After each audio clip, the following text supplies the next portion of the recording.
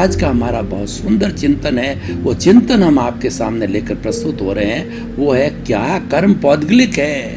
बहुत सुंदर विषय है भाइयों बहनों। अगर हमने इस विषय को आत्मसात कर लिया, हृदयंगम कर लिया, अपने जीवन में बिठा दिया, तो बहुत सी समस्याओं का समाधान हो जाएगा। तो पुद्गल और चेतन, पहले दो को समझे। और क्या कर्म पौद्गलिक है, मेरा निष्कर्ष बाद में आएगा। हाँ, कर्म पौद्गलिक है।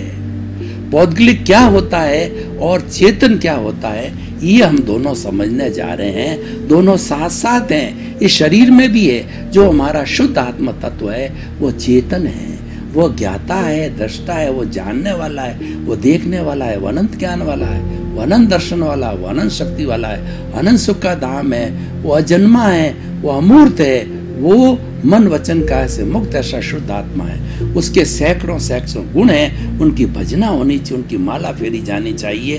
उससे हम शुद्ध भावों में आते हैं, ज्ञाता दृष्टा भाव में आते हैं। ये तो चेतन तत्व हो गया। चेतन क्या है? असंख्य चेतनामय परमाणुओं के पिंड को हम चेतना कहते हैं, आत्मा कहते हैं। पूरे विश्व के 365 धर्म दर्शन जो आत्मा में विश्वास करते हैं, उन्होंने अलग अलग इसके कुल 23 नाम दिए हैं। तो सबका भावार्थ है कि आत्मा, जीव, कॉन्शियसनेस, विज्ञान इसको कॉन्शियसनेस कहता है। और इसके जो है, जो हमारा चेतन तत्व होता है, उसके अंदर क्या होता है? संवेदना होती है, सुख दुख की अनुभूति होती है, प्रजनन करता है, ग्रोथ होती है, 9 कैरेक्टरिस्टिक है। उस 9 ही कैरेक्टरिस्टिक को विज्ञान ने कॉन्शियसनेस के अंदर माना है। इसीलिए विज्ञान कॉन्शियसनेस को चेतना कहता है। कुछ भी कहिए, अर्थ हमारी आत्मा और जीव से ही है। जो हमारा जो है वो हमारा वेदांत है, वो उसको जीव कहता है। कुछ भी कहिए, जीव और ब्रह्म कहता है। कुछ भी कहिए, ये चेतन तत्व है। तो ये तो चेतन की परिभाषा हो गई। चेतन जो है वो स्थायी होता है, परमानेंट होता है। भूत भविष्य वर्तमान में शुद्ध चेतन स्वरूप आत्मा का अंदर कोई परिवर्तन आता नहीं है। 0.001% भी परिवर्तन नहीं आता। वो अक्षय है, वो सनातन है और वो शुद्ध स्वरूप में है। वो ज्ञाता दृष्टा है, जानने वाला, देखने वाला है, वो अशरीरी है। तो ये सारी चेतना की बात हुई है। अब हम जो बात करते हैं जड़ की, पुद्गल की, क्या कर्म पौद्गलिक है? हाँ, कर्म पौद्गलिक है। तो पुद्गल की बात करते हैं तो पुद्गल को हम जड़ कहते हैं। जड़ स्थायी अस्थायी है, जड़ नाशवान है। और जड़ और चेतना में अंतर क्या है कि चेतना में तो फीलिंग होती, जड़ में नो फीलिंग। चेतना के अंदर सुख दुख की अनुभूति है, जड़ में सुख दुख की अनुभूति नहीं होती है। और प्रजनन करता है चेतना, जड़ प्रजनन नहीं कर रहा है।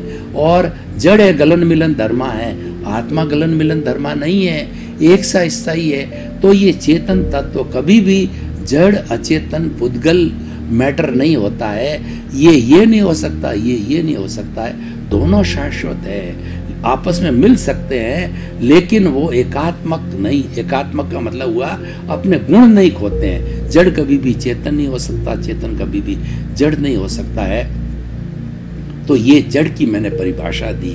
हमारे कर्म पुद्गल है, ये कर्म है, ये जड़ है, आत्मा के साथ में जुड़ा हुआ है। तभी मैं बोल रहा हूँ, तभी मेरा शरीर है। हम मन वचन काया की जितनी प्रवृत्तियां करते हैं, ये कर्मों के अधीन है। ये कुदरती रचना और कुदरत के कानून के अधीन है। पूरा मानव का जीवन जन्म से मृत्यु तक कर्मों के अधीन चलता है।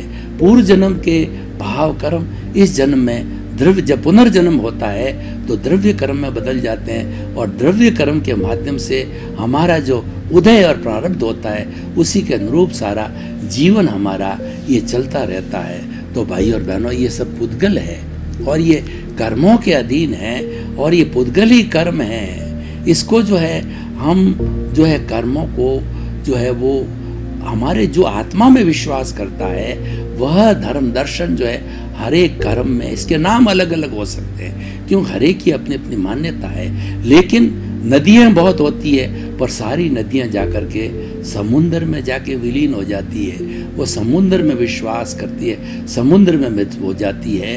तो हमारी कर्म की थ्योरी के नाम अलग अलग हो, कोई अदृष्ट कहता है, कोई पुण्य पाप कहता है, कोई देव कहता है, और कोई जो कर्म कहता है, कोई कर्म रज कहता है, कुछ भी कहो।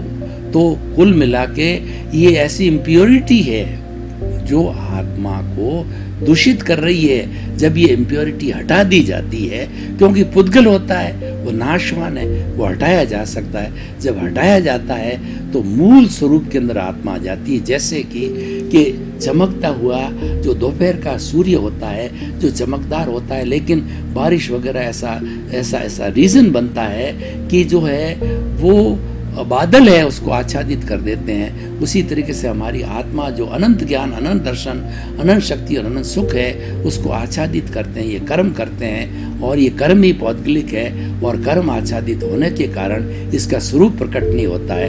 ये उसको ढक देते हैं, उसके आवरण है, ये कवर्स हैं, उसके ये पर्दे हैं, उनको ही हम कर्म कहते हैं। मूल रूप से 8 होते हैं, और इसकी उत्तर प्रकृतियाँ 148 है। ये विषय अलग है, मैं उस पर नहीं जाना चाहता हूँ। मैं तो ये कहना चाहता हूँ, क्या कर्म पौद्गलिक है? तो निश्चित रूप से कर्म पौद्गलिक है। और पूर्व जन्म के अंदर जैसे हम भाव करते हैं, जैसे कॉजेज डालते हैं, उससे कॉजल बॉडी बनती है, उससे हमारा कर्म शरीर बनता है। और कर्म शरीर ही कर्म है।